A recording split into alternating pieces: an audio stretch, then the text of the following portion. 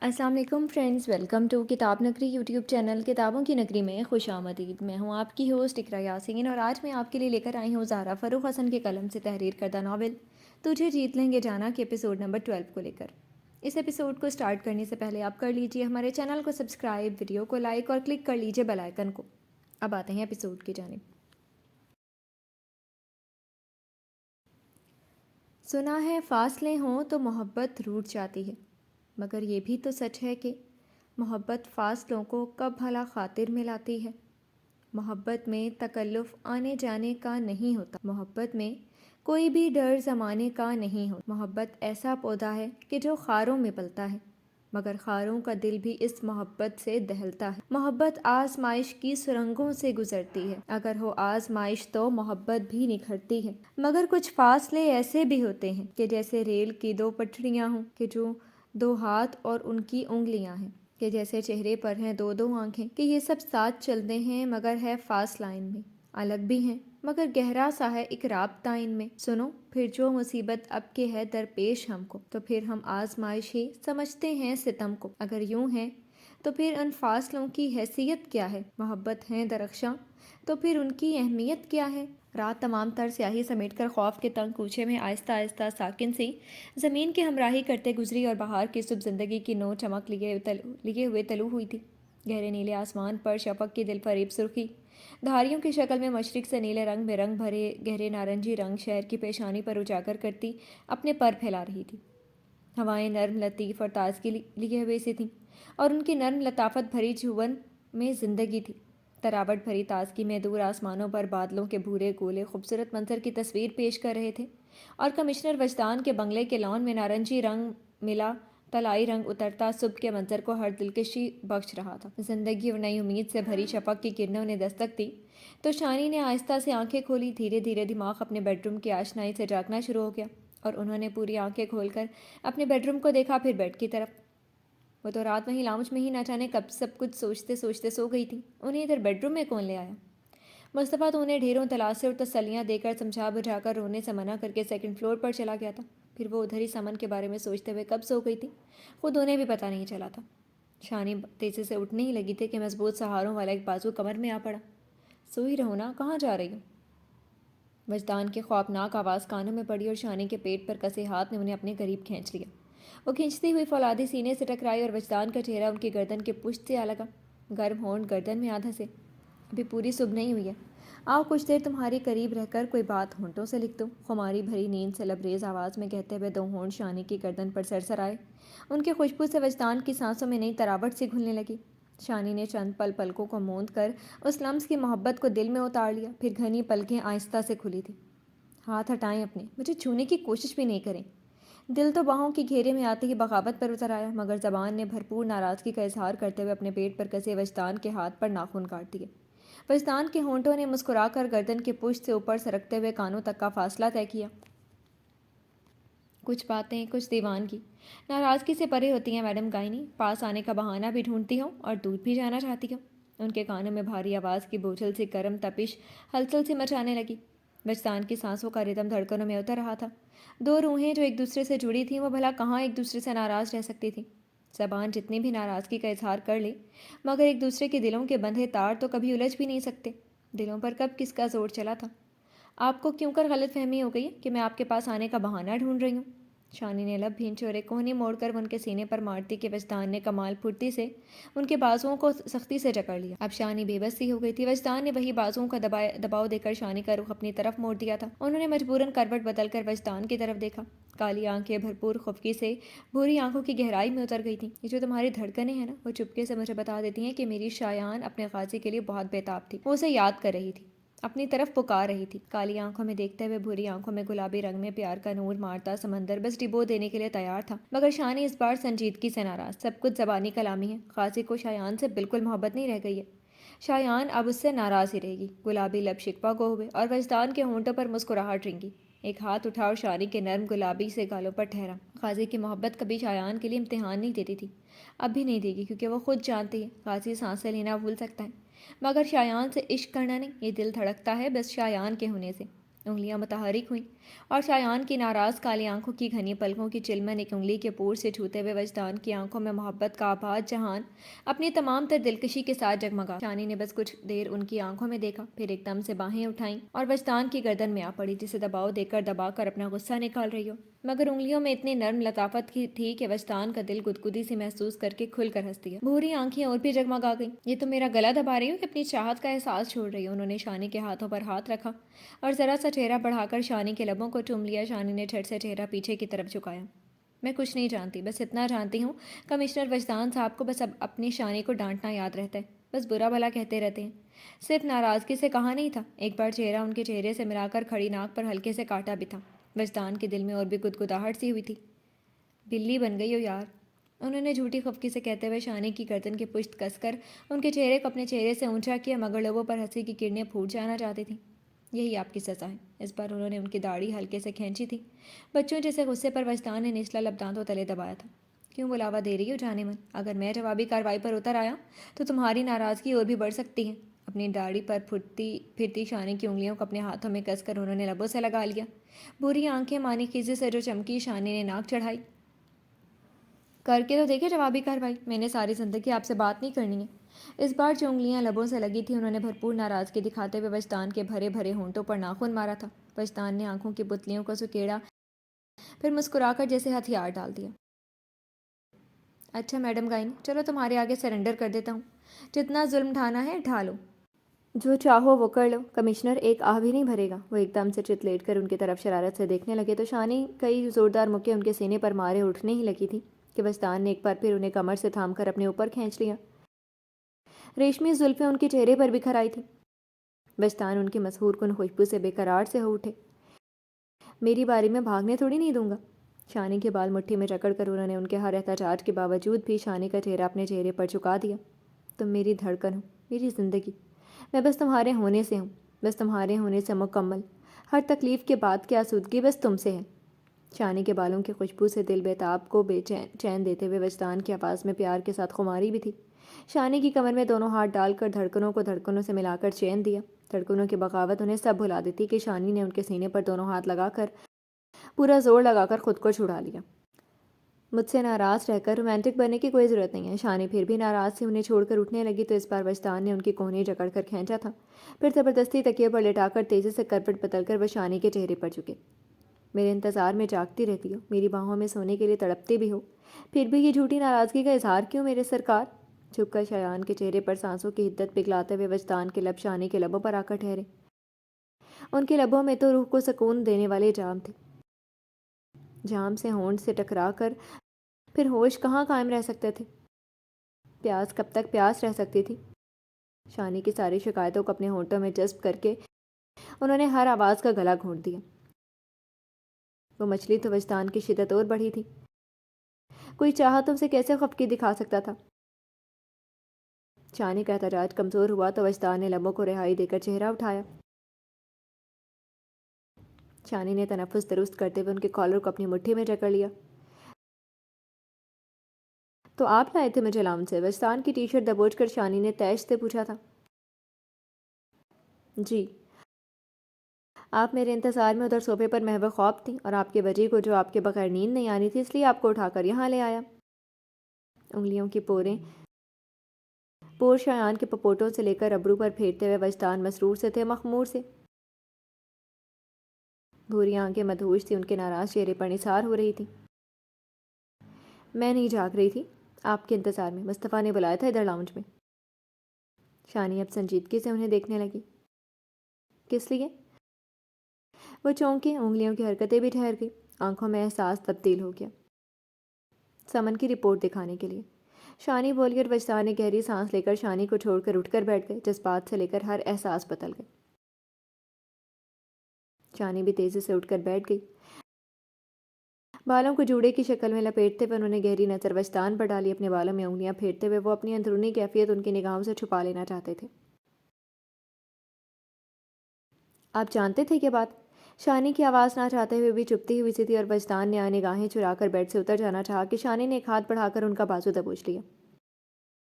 مجھ سے باتیں چھپانا تو شروع کر ہی دیا تھا وجی صاحب، اب نگاہیں بھی چرا رہے ہیں؟ وجدان نے گردن موڑ کر شانی کی آنکھوں میں دیکھا، جہاں اب جھلملاتی سی غمناک نمی تیر رہی تھی۔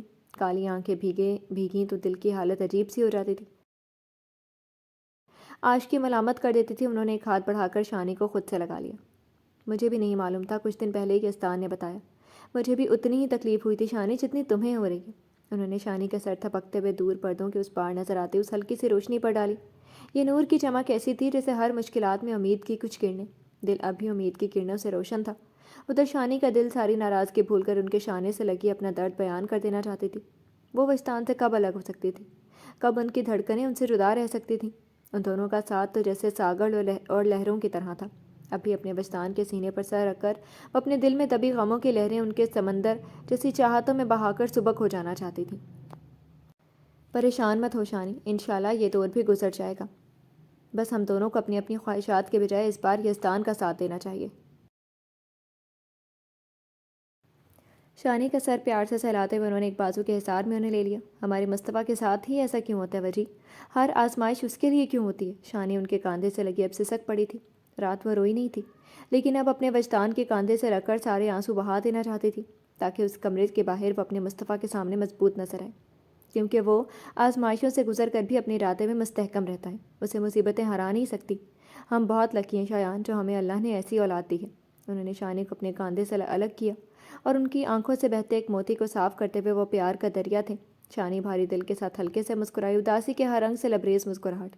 بچی، سب کتنا خوش تھے، ہم دونوں، دعا اور مما جان بھی۔ انہیں کتنا صدمہ لگے گا۔ کالی آنکھیں رونے سے گلابی ہو رہی تھیں اور چہرے پر تکلیف کا وہ احساس۔ وجدان نے پھر سے انہیں اپنے سینے سے لگا لیا۔ دکھ اور افسوس تو انہیں بھی بہت تھا، پر شانی سے کہہ کر وہ ان کے درد و غم کو اور بڑھا نہیں سکتے تھے۔ وہ شانی کا حوصلہ تھی، وہ ٹوٹے تو شانی موتیوں کی طرح بکھر جائے گی۔ مما جان کو میں سنبھالوں گا، میں سب کچھ سنبھالوں گا، تم بس اپنا فرض نبھاؤ، سمن کو تیار کرو۔ مصطفیٰ نے جو تمہیں ذمہ داری سونپی ہے وہ احسن طریقے سے پوری کرو شانی۔ انہیں کاندھے سے تھام کر وہ شانی کی آنکھوں میں دیکھتے ہوئے بولی۔ شانی کا دل ڈر اور غم سے سکڑا تھا۔ مصطفیٰ نے کہا تھا سمن کو بتائے بغیر وہ اپنا کام کرے، مگر ان کا دل ڈر رہا تھا۔ بچی، کہ ایسا نہیں ہو سکتا ہم اس بار پھر سے اللہ تعالیٰ پر بھروسہ کر لیں؟ موت حیات اللہ کے ہاتھ میں ہے، شاید سمن سب برداشت کر لے۔ عجیب سی کشمکش میں مبتلا ہو کر شانی نے بڑی امید سے ان کی بھوری آنکھوں میں دیکھا۔ کیسی نادانی بھری باتیں کر رہی ہو شانی؟ وجدان تلخ سے ہوئے۔ موت حیات اللہ کے ہاتھ میں ہے تو ہم جان بوجھ کر کنویں میں کیوں کود جائیں؟ جلتی آگ میں خود کو جھونک دیں یا پھر زہر کھا کر آزمائیں کہ نہیں، موت حیات اللہ کے ہاتھوں میں ہے، وہ جب تک نہیں چاہے گا ہمیں موت نہیں دے سکتا۔ ان کے ناراضگی سے کہنے پر شانی کو خود اپنی بات بے وقوفانہ لگی۔ سب کچھ جانتی تھی وہ، ایک ڈاکٹر کی حیثیت سے وہ کیسے نادان ہو سکتی ہیں؟ اللہ نے عقل دی ہے، سوچنے سمجھنے کی صلاحیت دی ہے، تو کس لیے دی ہے؟ تاکہ ہم اپنا اچھا برا سمجھ سکیں۔ جب ہم ایک بات جانتے ہیں کہ اس سے ہمیں خطرہ ہو سکتا ہے تو اس میں جانتے بوجھتے خطرے میں پڑنا نہایت ہی بے وقوفی بھرا عمل ہے۔ انہوں نے سنجیدگی سے کہتے ہوئے شرمندہ سی ہوتی شانی کا ہاتھ تھام لیا۔ سمن کی رپورٹ تم نے پڑھی ہے نا؟ اسے جو چوٹیں لگی ہیں وہ بچے ایکسپیکٹ کر ہی نہیں سکتی۔ شاید آگے جا کر سدھار آ جائے، مگر ابھی بالکل نہیں، کیونکہ تم خود جانتی ہو اس سب کو گزرے بس 6 ماہ ہوئے اور ایسے میں وہ پریگننٹ ہو گئی۔ اس کے بچنے کی چانسز بہت کم ہیں۔ انہوں نے شانی کا ہاتھ تھپکتے ہوئے انہیں پھر سے ساری بات تفصیل سے بتا کر اچھی طرح سمجھا دیا۔ جان بوجھ کر وہ ایک بچے کے لیے سمن کی زندگی سے نہیں کھیل سکتے تھے۔ سوری وجی، میں سچ میں بہت بے وقوف ہوں۔ شانی اپنی غلطی کا اعتراف کرتے ہوئے اب دل بھر کر شرمندہ ہو رہی تھی۔ سب کچھ جانتی ہوں، پھر بھی ایسی بات کر گئی، بس دل درد کرتا ہے جب بھی سوچتی ہوں۔ میں مصطفیٰ کے بچے کو اس دنیا میں نہیں لانے کے لیے یہ کام کروں گی۔ دکھ تو کم نہیں ہو سکتا تھا، بھیگی آواز میں بولتے ہوئے انہوں نے سر وجدان کے سینے پر ٹیک دیا۔ کوئی بات نہیں، بس تم سمن کو کچھ بتانا نہیں، وہ پاگل سی ہو رہی ہے بچے کے لیے، اسے کچھ معلوم بھی تو نہیں ہے۔ یزدان نے تمہیں بتا کر اچھا کیا، اب سب کچھ تمہارے ہاتھ میں ہے شانی، سمن کو پھر ہم سنبھال لیں گے۔ انہوں نے پیار سے ان کی پشت سہلائی۔ شانی کی وابستگی مصطفیٰ سے اس قدر تھی کہ ان کی یہ بات کہنا نیچرلی تھی۔ وجدان ان کے سر پر ٹھوڑی ٹیک کر ان کی پشت سہلاتے ہوئے بول رہے تھے، مگر بھوری آنکھیں پرسوچ تھیں۔ شانی بس آہ بھر کر رہ گئی تھی، یہ کیسی خوشی تھی جو ذرا دیر کے لیے دلوں کو سرشار کر کے اجڑ بھی رہی تھی۔ اداس مت ہو، مصطفیٰ نہیں تو ہم مرتضیٰ کے بچوں کے دادا دادی بن جائیں گے، اور دعا شاکر کے بچوں کی نانا نانی۔ اس بار انہیں بہلانے کے لیے اپنی آواز حشاش پشاش بناتے ہوئے انہوں نے شانی کا کندھا سہلایا۔ وہ ان سے الگ ہو گئی۔ شانی کی آنکھیں کچھ سوچ کر چمکی۔ بچی، پھر ہم دونوں دعا یا مرتضیٰ سے کہیں گے کہ اگر ہو سکے تو ایک بچہ وہ سمن کو دے دیں، اسے بہت بچوں سے پیار ہے، اچھا رہے گا نا ایسے وجی؟ شانی اب آئندہ کے بارے میں سوچتی اداس مسکراہٹ سے بولتی انہیں سب سے معصوم لگی۔ وجدان کو ان پر ڈھیروں پیار آیا تھا۔ پھر کچھ سوچ کر وہ مسکرائے۔ شانی کی اداسی دور کرنے کے لیے وہ تیار تھے۔ شانی، ایک بات کہوں؟ انہوں نے پھر سے نرم گلابی ہاتھ دبوچا، بھوری آنکھیں اب شریر سی ہوئیں۔ کہیں، وہ اب بھی اداسی تھی۔ کیوں نہ ہم ایک بچے ایکسپیکٹ کر لیں؟ پھر وہ بچہ مصطفیٰ کو دے دیں گے، بس تم ذرا ساتھ دو۔ شرارت سے بولتے ہوئے وہ شانی کی پل پل پھیلتی آنکھیں اور کھلتے لب دیکھ کر مسکراہٹ دبا رہے تھے۔ ان کا ہر بھا کام آ چکا تھا۔ وجی دوسرے لمحے وہ کان تک سرخ ہو گئی۔ بس کریں یہ بے شرمی، استغفر اللہ۔ وجی آپ سٹھیا گئے ہیں؟ بار بار ان کے گال سرخ ہوئے جا رہے تھے۔ وجدان نے یہ بات ان کی اداسی دور کرنے کے لیے شروع کی تھی، مگر اب شانی کا شرم سے سرخ چہرہ دیکھتے ہوئے وہ شوق سے ہو گئے۔ ہر جی کیا یار، ابھی تو ہم جوان ہیں، آؤ محنت کرتے ہیں۔ انہوں نے سرخی چھلکاتے گالوں پر ایک انگلی پھیرتے ہوئے اور بھی چھیڑا۔ شانی نے پوری طاقت سے انہیں بستر پر دھکا دیا، وہ وہیں گر کر ہنسنے لگے۔ معاف کریں مجھے، آپ جوان ہوں گے مگر میں بڈھی ہو گئی ہوں۔ دادا نانا بننے کی عمر میں باپ بننے کا شوق چرائے۔ توبہ توبہ۔ شانی گال چھوتے بہت تیزی سے بیڈ سے اتر گئی، کہیں وہ سچ مچ کی کوشش میں پڑنا اتر جائے۔ وجدان نے کروٹ بدل کر کوہنی بستر پر رکھی اور کنپٹی مٹھی پر ٹکا کر چمکتی آنکھوں سے شانی کو دیکھا۔ ڈھیروں بچوں کا باپ بننے کا شوق تو مجھے بہت تھا، لیکن تم نے ہی دعا کے بعد روک لگا دی۔ اب سوچ رہا ہوں فرصت میں ایک بار پھر وہی تجربہ کر لوں، ماما جان بھی خوش ہو جائیں گی، بچے بھی۔ بیڈ سے فاصلے پر کھڑی شانی کو لگاتار دیکھتے ہوئے ان کی شوخی عروج پر تھی۔ بال کو جوڑے میں لپیٹتے ہوئے شانی نے انہیں بری طرح سے گھورا تھا۔ جا کر علاج کروائیں اپنا، کچھ زیادہ ہی کام کا بوجھ پڑ گیا لگتا ہے۔ پھر گیا ہے، حد کر دی ہے کمشنر صاحب نے۔ غصے اور شرم سے وہ سرخ ہوتا معصوم چہرہ وجدان کے دل میں ڈھیروں ہلچل مچا چکا تھا۔ وہ ایک جھٹکے سے اٹھ کر اچھل کر بیڈ سے اترے تو شانی خطرے کا احساس پاتے ہی واش روم کی طرف دوڑ لگا چکی تھی۔ صبح کا سورج نرم گداز کرنوں سے شہر کو اپنی آغوش میں بھر رہا تھا۔ ہوائیں لطافت سے بھری ہوئی تھیں اور نرمی لیے ہوئے دھوپ کا عکس سبز پتوں پر لطیف سا تھا۔ اسی صبح میں وہ نرم ہواؤں کی لطافت اپنے چہرے پر محسوس کرتی آہستہ آہستہ چہل قدمی کرتے ہوئے ساتھ چلتی دعا سے باتیں بھی کر رہی تھی۔ ان دونوں نے آج نماز کے بعد بجائے سونے کے لان میں واک کرنے کا فیصلہ کیا تھا۔ سب ساتھ چلتے ہوئے وہ دونوں دنیا جہان کی باتیں کر رہی تھی۔ دعا ساتھ چلتے ہوئے سمن کا بھرپور خیال بھی رکھ رہی تھی۔ ایسا لگ رہا ہے زمانے بعد ہم دونوں ایک دوسرے کے ساتھ اپنی باتیں شیئر کر رہے ہیں۔ سمن کے چہرے پر چمک تھی اور لبوں پر مسکراہٹ۔ اس کا ہاتھ تھام کر چلتی دعا نے گردن موڑ کر سمن کی طرف دیکھا۔ فیروزی رنگ کے سفید چکن کاری کرتے پاجامے میں بڑا سا دوپٹہ کاندھوں پر پھیلائے وہ پھولوں سے کھلی لگ رہی تھی۔ ایک بھی فرق تو نہیں تھا، بس دعا سوچتے ہوئے سمن کو دیکھے جا رہی تھی۔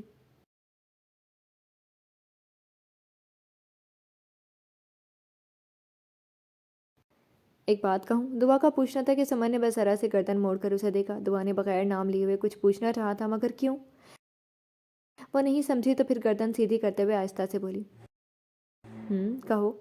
لان کے سبزہ زار پر ایک قدم اٹھتے اپنے کینچی چپل میں قید پیروں کو دیکھتے ہوئے وہ سوچ رہی تھی، یہ قدم کبھی عرش پر، کبھی فرش پر کب ڈگمگا جائے اور وہ کسی اندھیری کھائی میں گر کر تباہ نہ ہو جائے۔ اس سے پہلے ہی وہ اپنی زندگی کو محبتوں کی شجر تلے جی لینا چاہتی تھی۔ میں تمہیں سمی ہی کہوں تو تم پریشان نہیں ہوگی نا؟ سوچو کہ بھور میں قید سمن نے دعا کی آواز سنی اور وہ جیسے تھم سی گئی، جھٹکے سے گردن مڑی اور آنکھیں پھیل سی گئیں۔ اس کی حیران آنکھوں میں دیکھتے ہوئے دعا نرمی سے مسکرائی۔ اس دن بھیا سے جب تم کال پر بات کر رہی تھی تب میں نے سن لیا تھا اور میرے شک کو یقین مل گیا کہ میری بھابھی سمن ہے۔ دعا نے بولتے ہوئے پیار سے اس کے دونوں گال چھوئے۔ سمن کی آنکھوں میں اب جو شرمندگی کی ہلکی سی لہر اتری تھی، دعا نے محبت بھرے احساس کے ساتھ اس کے دونوں ہاتھ تھام لیے۔ سمن کے ہاتھ سرد سے ہو رہے تھے۔ انو کے لیے دل بہت بے چین صحیح سمے، اس کے لیے دکھ بھی بہت، مگر پھر بھی تم میری بھیا کی بیوی ہو، میری بھابھی، اس رشتے سے مجھے بہت ہی عزیز ہو۔ وہ لگاتار اپنی طرف دیکھتے سمن کی آنکھوں میں دیکھ کر پیار سے مسکرائی۔ میں جتنی محبت اپنے بھیا سے کرتی ہوں اتنی ہی تم سے بھی۔ مجھے برا نہیں لگا، نہ میں ناراض ہوں کہ تم نے کیوں ہمیں اندھیرے میں رکھا۔ پپا نے جو کچھ بھی کیا تھا میں ہمیشہ ان کے اس کام کی تعریف کروں گی، انہوں نے بہترین فیصلہ کیا تھا۔ میری بھابھی سمن جیسے سمجھدار لڑکی ہی ہو سکتی تھی۔ وہ اپنی آنکھوں میں وہی عزت اور محبت لیے بول رہی تھی جیسے راز کھلنے سے پہلے تھا۔ سمن کا دل بھر آیا۔ تم مجھ سے ناراض تو نہیں ہو نا کہ میں نے تمہاری بیسٹ فرینڈ کی جگہ لے لی؟ گیلی ہوتی کالی آنکھیں اور بھیگا لہجہ، دعا نے پیار سے اسے اپنے گلے سے لگا لیا۔ کبھی نہیں، سمن کو گلے سے لگائے وہ محبت سے پرتھی۔ اس نے سمن کو اپنے سامنے کر کے اس کی آنکھوں میں اٹکے موتی انگلیوں سے صاف کرتے ہوئے کہا، کوئی کسی کی جگہ نہیں لیتا سمی، سب کی اپنی جگہ ہوتی ہے، یہ فیصلے ہم نہیں کرتے، ہمارا خدا کرتا ہے۔ جیسے اس نے بھیا کے لیے تمہارا انتخاب کیا تھا اور میرے لیے شاکر کا، ہم میں سے کسی نے بھی کسی کی جگہ نہیں لی، بلکہ تقدیر نے ہمیں وہی دیا جو ہمارا حق تھا۔ سمن اب گیلی آنکھوں سے مسکرا دی۔ وہ مزاج سے لے کر حق کہنے میں اور محبت دینے میں یزدان کی کاپی تھی۔ اب تو تم مجھے اور بھی عزیز ہو گئی ہو کیونکہ تم مجھے اب پھپھو کہنے والا بھتیجا دینے والی ہو۔ وہ ایک بار پھر خوشی سے چہکی تو سمن گیلی آنکھوں سمیت ہنس دی۔ بھتیجی ہو گئی تو؟ سمن کی گیلی آنکھوں میں ممتا کی چمک اسے اور بھی حسین بنا گئی تھی۔ ناٹ ایشو، مگر میرا بہت دل کرتا ہے کہ مجھے دو بھتیجے ساتھ ملیں، ٹوئنس بیبی۔ ہائے سمن، تم تو مجھے ایک دے دینا، تجھے تو معلوم ہے کہ میں بھیا کے بچوں کو کھلانے کے لیے کتنی کریزی ہوں۔ وہ خوشی میں کچھ زیادہ ہی پرجوش ہو گئی تھی، مگر سمن کی آنکھیں پھیل گئی۔ یہاں ایک بچہ کیسے بچانا ہے اس کا سوچ کر پریشان ہو رہی تھی، اور پھپھو محترمہ کو ٹوئنس چاہیے۔ تم لے آؤ ٹوئنس، بلکہ ٹوئنس ہی کیا، 3 4 5 ایک ساتھ۔ اپنے شاکر صاحب سے تگڑی سفارش کروا لوں، بس محنت تگڑی والی کروں۔ اس نے دعا کے بازو میں چٹکی بھرتے ہوئے شرارت سے آنکھیں نچوائیں۔ دعا کے چہرے کا رنگ پل میں گلابی سا ہوتا صبح کی دلکشی کو بڑھا گیا تھا۔ گلابی رنگ کے کپڑے میں گلابی سی ہوتی سنہری گڑیا۔ سمن اب شرارت سے اسے دیکھ رہی تھی۔ کتنی بے شرم ہو گئی ہو تم؟ دعا کے گال تپے تو سمن نے اس کا دہنا گال نوچا۔ میڈم، کب تک یہ شرم کے قفل کھولنے کے ارادے ہیں؟ ابھی تک بات لڑائی تک ہی ہے یا کچھ آگے کے مرحلے بھی طے ہوئے؟ وہ اب دعا کو چھیڑنے لگی تھی۔ ابھی وہ کچھ بولتی کہ اس کی نظر گیٹ سے اندر آتے یزدان اور شاکر پر پڑی تو جواب دینے کا ارادہ چھوڑ کر وہ ادھر ہی دیکھنے لگی۔ سمن بھی اس کی نگاہوں کے تعاقب میں گھوم کر ادھر ہی ہو گئی۔ وہ دونوں وہیں کھڑی ہو کر یزدان اور شاکر کو پل پل قریب آتے دیکھ رہی تھی۔ تقریباً ایک سے رنگ کی راؤنڈ نیک ایش گرے شرٹ اور کریم کلر ٹریک پینٹس، دونوں ہاتھ جیبوں میں ڈالے اور کان میں لگے ایئرپورٹ۔ سمن کی نگاہ یزدان پر تھی تو دعا کی نگاہوں میں بس شاکر ہی بس گیا تھا۔ سمی، ان دونوں کو دیکھ کر نہیں لگتا کہ ایک دوسرے کے کاپی پیسٹ ہیں دونوں؟ دعا نے بے ساختہ سمن کے کان میں جھک کر سرگوشی کی تو وہ دعا کی بات پر بے ساختہ ہنس دی۔ اس کی ہنسی کی آواز نزدیک آتے یزدان نے سن کر سکون سا محسوس کیا تھا۔ رات اس کی حالت سے وہ پریشان ہوا تھا۔ کئی پہلو سے سوچا آخر سمن کے ڈسٹرب ہونے کی وجہ کیا ہو سکتی تھی، مگر فی الحال وجہ سمجھ میں نہیں آئی تھی۔ رات کے مقابلے میں وہ ایک دم فریش سی نظر آ رہی تھی، چہرے پر چمک سی تھی اور آنکھوں میں روشنی۔ تم یہاں کیا کر رہی ہو؟ آرام کرنا چاہیے تھا نا، ذرا سی طبیعت صحیح ہوتی اور تم گھومنا پھرنا شروع ہو جاتی ہو۔ یزدان نے اسے دیکھتے ہوئے قریب آتے ہی ایک ہاتھ پینٹ کی جیب سے نکالا اور سمن کا ہاتھ تھام کر اپنے قریب کر لیا۔ سمن نے چور نظروں سے شاکر اور دعا کو دیکھتے ہوئے کلائی چھڑانی چاہی، مگر پکڑ بہت مضبوط تھی۔ یزدان، ہاتھ چھوڑے نا، میں اتنی بھی مریض نہیں کہ اب آپ کے سہارے سے کھڑی بھی رہوں۔ آخرکار اس نے کلائی چھڑاتے ہوئے آنکھوں سے اشارہ دیا تھا۔ یزدان نے بھویں سمیٹ کر اس کی شکل دیکھی، پھر شاکر اور دعا کی طرف۔ وہ دونوں اپنی اپنی مسکراہٹ چھپا رہے تھے۔ اندر چلو اور آرام کرو۔ اس کا بس نہیں چل رہا تھا، وہ اسے گود میں ہی اٹھا لے۔ سمن نے گھبرا کر ناراضگی سے ٹوک ہی دیا۔ یزدان، حد کرتے ہیں، میں کوئی مریض نہیں ہوں، چھوڑے مجھے، ادھر اچھا لگ رہا ہے مجھے۔ اس بار وہ تب کر منہ بنا گئی تو شاکر نے کان کی لو 2 انگلیوں سے چھوتے ہوئے یزدان کا چہرہ دیکھا۔ وہ آنکھیں چھوٹی کر کے بیوی کو گھور رہا تھا۔ ولف صاحب کا سارا بس یہی بے بس ہو جاتا تھا۔ اس نے مسکراہٹ دباتے ہوئے اس بار دعا کی طرف دیکھا۔ وہ آنکھوں میں ڈھیروں چمک لی اپنے بھیا بھابھی کو پیار سے دیکھ رہی تھی۔ بھیا، ہم دونوں نے ادھر آنے سے پہلے مما سے پوچھا تھا، وہ بولی سمی کو تازہ ہوا کی ضرورت ہے، بیبی کے لیے بہت اچھی ہے صبح کی واک۔ وہ خوشی سے چہکی، مگر یزدان اور شاکر دونوں ہی کو اس کی سمی کہنے پر شوق لگا تھا۔ سمی؟ ان دونوں کے زبان سے ہی پھسلا تو دعا نے فخریہ ابروج کھائی، بڑا اترا کر گردن مٹکائے۔ سمن بس تینوں کو باری باری دیکھ لیتی تھی۔ میں جانتی ہوں میری بھابھی سمی ہے، وہ بہت ہی گردن اکڑا کر فخریہ بولی۔ جہاں شاکر نے منہ بنایا وہیں یزدان سمن کی طرف مڑا۔ تم نے بتایا؟ یزدان نے بھویں سکیڑ کر زوجہ محترمہ کو گھورا تو سمن نے جھٹ سے معصومیت سے نفی میں گردن ہلا دی۔ بھیا، سمی نے کچھ نہیں کہا، ولف کی بہن ہو تو میں نے خود جاسوسی کر لی۔ وہ اس راز کی جان جانے سے کافی خوش لگ رہی تھی۔ اپنے مصنوعی کالر کھڑے کرتے ہوئے اس نے پہلے یزدان کو پھر شاکر کو ایسی نگاہ سے دیکھا جیسے اسے داد چاہ رہی ہو۔ یزدان نے بس سر جھٹکا، مگر شاکر نے منہ بناتے ہوئے اسے سر سے پیر تک گھورا۔ کہیں ولف کی ڈیوٹی مت سنبھال لینا۔ اس نے قدرے ناگپور چڑھاتے ہوئے دعا کی اطراحٹ پر اسے تپایا۔ وہ جو جلتی اس کے دل میں گدگدی سی ہوتی، وہی ہوا، وہ فوری جل گئی۔ ولف کی نہیں، مگر ان کے جانشین کی ڈیوٹی سنبھالوں گی، تم خیر مناؤ اپنی۔ دعا تب کر بولی تو یزدان نے بس تعصب سے گردن ہلائی۔ وہیں سمن دلچسپی سے یزدان کا بازو تھام کر اب ان دونوں کی لڑائیاں دلچسپی سے دیکھ رہی تھی۔ میری ڈیوٹی سنبھالنے کے لیے آپ کو اور بھی پہلوان ہونا ہوگا، بندہ مارنا پیٹنا پڑتا ہے بندہ۔ شاکر کو تو اس کا تپا تپا چہرہ ہی مسرور کر دیتا تھا۔ اس کی ساری باتوں میں لفظ پہلوان پر ہی دعا کا سارا خوشگوار موڈ غارت ہو گیا۔ غصے سے یزدان کی طرف مڑی۔ بھیا، یہ مجھے بار بار موٹی کہتا ہے، کیا میں موٹی ہوں؟ شکایت کرتے ہوئے فوری آنکھوں میں موٹے موٹے آنسو بھی بھر لیے۔ آج تو وہ ڈرامہ کرنا ہے کہ اپنے بھیا سے ڈانٹ ہی کھلوا کر دم لے گی۔ استغفر اللہ، کیوں الزام لگاتی ہے؟ میں نے کبھی کہا تم موٹی ہو؟ توبہ توبہ، اتنا بڑا جھوٹ۔ ولف، آپ مجھے جانتے ہیں نا میں کتنا شریف اور احم دل بندہ ہوں، بھلا کسی کو موٹی کہہ کر اس کا دل کیسے دکھا سکتا ہوں؟ ادھر شاکر بھی فوری معصوم بن کر ولف صاحب کی طرف مڑا اور سمن کی ہنسی دبانی مشکل ہو گئی۔ ہنسی تو اب یزدان کو بھی آنے لگی تھی، مگر کمال مہارت سے وہ سنجیدگی چہرے پر طاری کیے ان دونوں کو لڑتے اور خود سے شکایت کرتے دیکھ رہا تھا۔ ہاتھ البتہ اب سمن کی کمر میں آ پڑے تھے۔ وہ مکمل یزدان کے سہارے سے کھڑی اس کی شرٹ دبوچے ہنس رہی تھی۔ ادھر دعا کو شاکر کی معصوم بنی شکل پر تاؤ چڑھتا جا رہا تھا۔ دیکھ لیں بھیا، آپ کے سامنے ابھی مجھے انڈائریکٹلی موٹی کہہ رہے ہیں، بھلا اور کیسے کہتے ہیں؟ کبھی تم مجھے بھاری کہتے ہو، کبھی آٹے کی بوریاں کہا، اب پہلوان۔ وہ تو کمر پر ہاتھ رکھ کر اب فل لڑنے کے موڈ میں آ چکی تھی۔ شاکر نے اس کی غصے والی صورت آنکھیں سکیڑ کر دیکھی۔ میں نے کیا سچ میں کہا تم موٹی ہو؟ اگر لفظ موٹی کہا تو تم شکایت کرو، دیکھیں باس۔ دعا سے کہہ کر وہ پھر سے یزدان کی طرف مڑا۔ وہ اتنی معصوم شکل بنا کر بول رہا تھا کہ سمن نے کیا یزدان کو بھی ہنسی جانا چاہتی تھی، مگر وہ سنجیدگی سے بس اسے بڑبڑ کرتا دیکھ رہا تھا۔ انسان بس مثال بھی تو دے سکتا ہے. کیوں باس؟ آپ کی بہن صاحبہ شادی والی رات 2.5 من کے لباس، جیولری اور 10 کلو میک اپ میں ملبوس تھی، اور جب مجھے اٹھانا پڑا تو مجھے بھاری لگی، اور جب یہ اندھیرے کے ڈر سے مجھ سے چڑیل کی طرح لپٹی. اور پھر شاکر بند کرو اپنا منہ. وہ بک بک کرتا اس خجالت سے سرخی کر دیتا کہ دعا نے اس کا بازو کھینچ کر دانت پر دانت جما کر اسے گھورتے ہوئے اچک اچک کر اس کے ہونٹوں پر اپنی ہتھیلی رکھ دینی چاہی، مگر وہ اتنا لمبا تھا کہاں اس کا منہ بند کر سکتی تھی. اب میں صفائی بھی نہیں دوں؟ ہاں تو باس میں کہاں تھا؟ وہ غضب کا سنجیدہ بنا دعا کا ہاتھ جکڑ چکا تھا تو سمن ہنسی دباتے ہوئے بھولے پن سے بولی، اندھیرے کے ڈر سے چڑیل جب لپٹی وہاں سے تم رک گئے تھے. دعا نے دانت کچکچا کر آفت کی پر کالا اپنی پیاری بھابھی صاحبہ کو گھورا. یزدان البتہ دل ہی دل میں ہنستا سنجیدگی سے کھڑا تھا. فضا میں شوخی کے رنگ پگھلتے ماحول کو خوشگوار بنا دیا تھا. شکریہ. ہاں تو بہت چڑیل رات. پلکوں کو خم دے کر سمن کو دیکھا اور وہ پھر شروع ہوتا کہ شاکر بس چپ ہو جاؤ. تو وہ چینک کر ایک بار پھر اچک کر اس کا منہ بند کرنے لگی کہ شاکر نے اس کے ہاتھوں کو جکڑ کر اسے بے بس کر دیا. میں باس کو صفائی دے کر رہوں گا. وہ اب اپنے موڈ میں آ چکا تھا اور اسے بس یزدان ہی اب چپ کر آ سکتا تھا. بس بہت ہو گئی ایکسپلینیشن، میں سمجھ گیا سب. اس نے شاکر کو مصنوعی خفگی سے آنکھیں دکھائیں تو وہ فوری دعا کے ہاتھ چھوڑ کر اس کے آگے جھکا. باس آپ کی گھوری پر شاکر فدا. مگر آپ سنتے نا تو میں بتاتا کیسے آپ کی بہن صاحبہ آپ کی بہنوئی پر یہ الزام لگائے جا رہی ہیں. میں کیوں موٹی کہوں گا؟ اس بار اس کے اتنا بن کر بولنے پر سمن کھلکھلا کر ہنس دی. دیکھیں بھیا پھر کہا اس نے موٹی. دعا نے اس بار سچ مچ کے آنسو بھر کر شکایت کر دی تو یزدان نے ایک ہاتھ بڑھا کر اسے اپنے سے لگا لیا.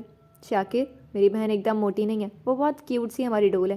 آئندہ سے کہا تو تمہیں بہت ڈانٹوں گا. دعا کے سر کو چومتے ہوئے اس نے شاکر کو پیار والی گھرکی دی. یس باس آپ کا حکم سر آنکھوں پر. بٹ باربی ڈال یا ٹیڈی ڈال؟ اف یہ شاکر کا بچہ. تم خود ہو گئے موٹے بھالو. دعا جل کر بولی اور یزدان سے خود کو چھڑا کر پاؤں پٹکتی دھم دھم کرتی وہ اندر کی سمت بڑھ گئی تو شاکر تیزی سے مڑا. اجازت.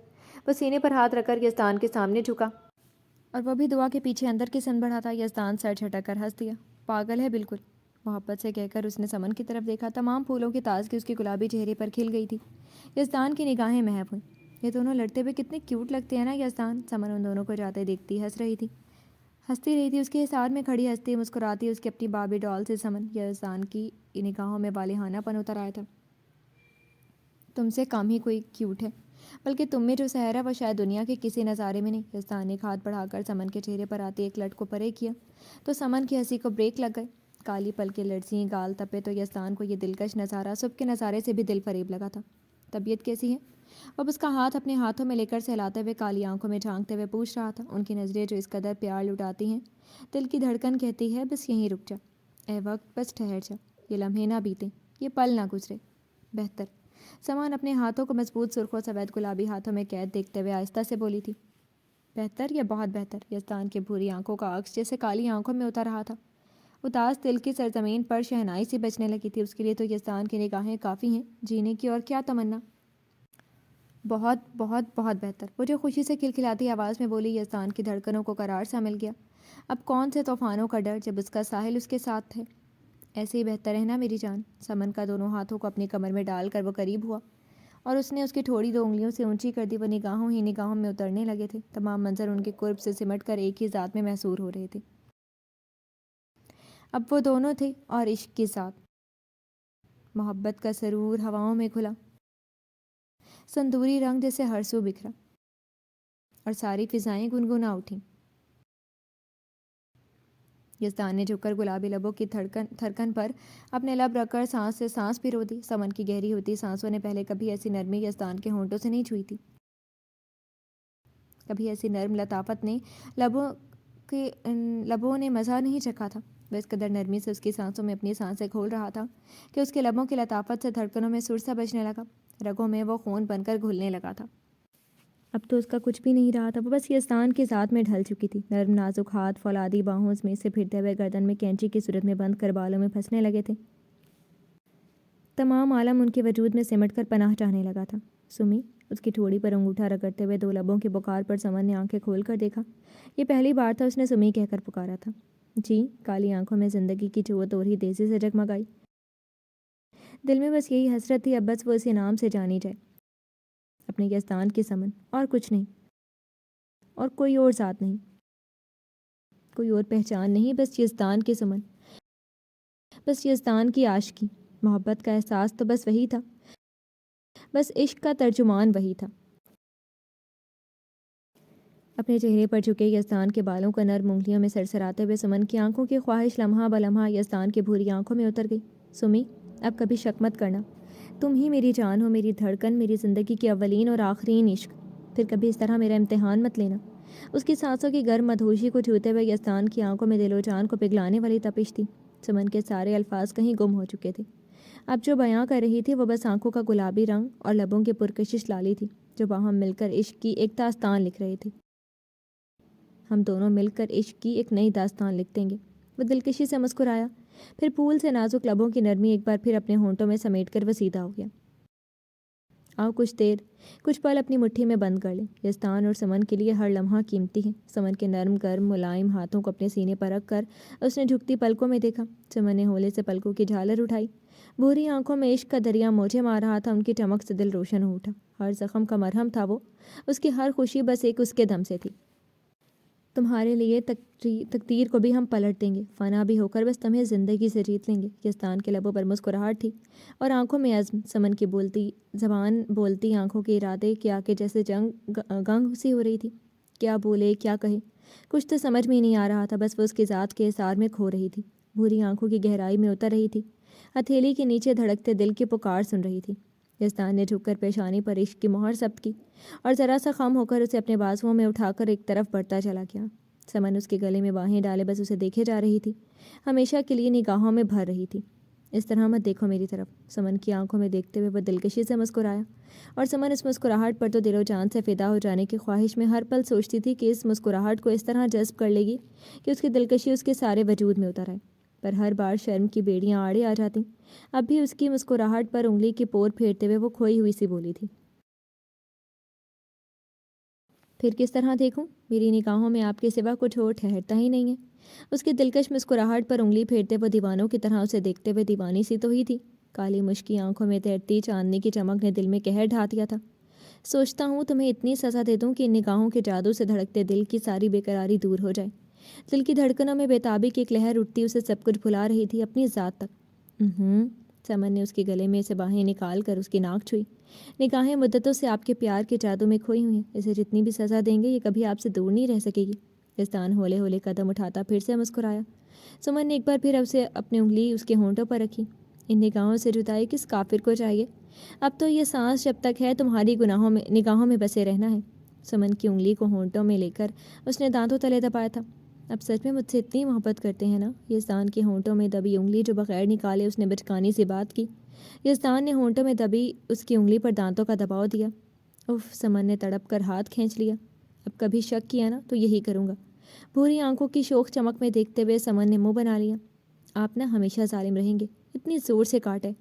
اپنے ہاتھ جھٹکتے ہوئے وہ خفا ہوئی اور یزدان اسے اپنے بازوؤں میں سمیٹ کر جھکا اور پھر سمن کے دونوں گالوں پر اپنی داڑھی کو رگڑا تھا، کچھ تیکھی کچھ میٹھی چبھن دل میں گدگدی سے پیدا کر گئی۔ ان کے پیار سے تو روح تک سنور جاتی تھی، تو جسم کیا تھا، گلابی سحرن ہر سو چھا گئی۔ میرا عشق ظالم سہی پر سانسوں تک میں بس تمہارا نام لکھوا چکا ہوں۔ وہ جھکا ہوا اس کی سانسوں کی تپش سے سمن کی سانسیں اور بھی مہک اٹھیں۔ ان کی سانسیں تو اس طرح سے ضروری بن چکی تھی جسے جینے کے لیے ہوا ضروری ہوتی ہے۔ سمن کی آنکھیں بس اس کی بھوری آنکھوں میں ٹھہری دل کے اندر تک اتری جا رہی تھی۔ انگلیاں مستقل یزدان کے چہرے کے ہر نقش کو چھوتی محسوس کر رہی تھی، اور یزدان کے قدم آہستہ آہستہ ایک طرف بڑھے جا رہے تھے، لیکن ادھر بیک یارڈ میں آ کر وہ ٹھٹکا تھا۔ سمن نے بھی اس کی نگاہوں کے تعاقب میں دیکھا، اس کی آنکھوں میں بھی تحیر سمٹ آیا تھا۔ یزدان نے بہت ہی نرمی سے اس کے پاؤں فرش پر رکھے، سمن کو وہیں چھوڑا اور تیز تیز قدموں سے چلتا وہ ادھر لگے کاؤچ تک آیا تھا۔ ادھر مرتضیٰ آنکھوں پر بازو رکھے سو رہا تھا، وہی کل والا ڈریس جوتوں سمیت یزدان کی پیشانی پر بل پڑے۔ مرتضیٰ، اس نے سوئے ہوئے مرتضیٰ کو بہت آہستگی سے پکارا۔ اتنی دیر میں سمن بھی ہولے ہولے قدم اٹھاتے ہوئے اس کے قریب ہی آ کر کھڑی ہوئی تھی، فکر کے سائے اس کے چہرے پر بھی چھائے ہوئے تھے۔ Murtaza, wake up! یزدان نے اس بار ذرا سا جھک کر اس کے بازو پر ہاتھ رکھا ہی تھا کہ مرتضیٰ ہڑبڑا کر آنکھیں کھولتا اٹھ کر بیٹھ گیا۔ آنکھیں پوری کھلیں اور یزدان اور سمن کو دیکھ کر مرتضیٰ کی ساری نیند بھگ سے اڑ گئی، چہرے پر گھبراہٹ سی چھا گئی۔ یہاں کیوں سو رہے تھے مرتضیٰ؟ طبیعت ٹھیک ہے نا؟ کوئی بات ہو گئی ہے کیا؟ پریشان سمن نے تیزی سے پوچھتے ہوئے نگاہیں چراتے مرتضیٰ کی پیشانی بھی جھولی۔ مرتضیٰ نے بس ایک نگاہ اسے دیکھا، پھر سنجیدہ مگر گہری نگاہوں سے خود کو جانچتے یزدان کو۔ میں بالکل ٹھیک ہوں، ادھر واک کرتے ہوئے بیٹھ گیا اور پھر کب سو گیا پتہ بھی نہیں چلا۔ وہ اپنے بالوں میں انگلیاں چلاتے ہوئے بہانے بناتے ہوئے اپنے چہرے پر پھیلی گھبراہٹ کو یزدان کی تیز نگاہوں سے بچا لینا چاہتا تھا۔ ایسے کیسے پتہ نہیں چلا؟ یزدان، دیکھیں اسے، طبیعت تو ٹھیک ہے نا اس کی؟ سمن پریشان سے اس کے قریب ہی بیٹھ کے بار بار فکر مندی سے مرتضیٰ کی پیشانی چھوتے ہوئے اس نے بھی ابھی تک کھڑے یہ سنجیدہ یزدان سے کہا تو مرتضیٰ اس کی محبت پر نرمی سے مسکرا دیا۔ ارے میری اماں جان، کوئی طبیعت نہیں خراب ہے میری، آپ اپنا خیال رکھیں بس۔ اس نے اس بار خوش دلی سے کہتے ہوئے سمن کا ہاتھ اپنے ہاتھ میں تھام کر اس کا گال محبت سے تھپکا اور پھر یزدان کی طرف دیکھا۔ میں آپ دونوں کو ڈسٹرب کروں اس سے پہلے ہی میں نکل لیتا ہوں۔ وہ ہونٹوں پر مسکراہٹ سے جائے تیزی سے اٹھ کر چلا جاتا کہ یزدان نے اس کا بازو تھاما۔ مرتضیٰ نے آنکھیں میچ کر کھولی۔ یہیں رہو۔ اس نے مرتضیٰ کی بازو دبوچے ہوئے سمن کی طرف دیکھا۔ میں چلی جاؤں؟ جیسے اس نے دیکھا وہ سمجھ کر اٹھنے لگی، مگر یزدان نے نرمی سے منع کر دیا۔ نہیں بیٹھو۔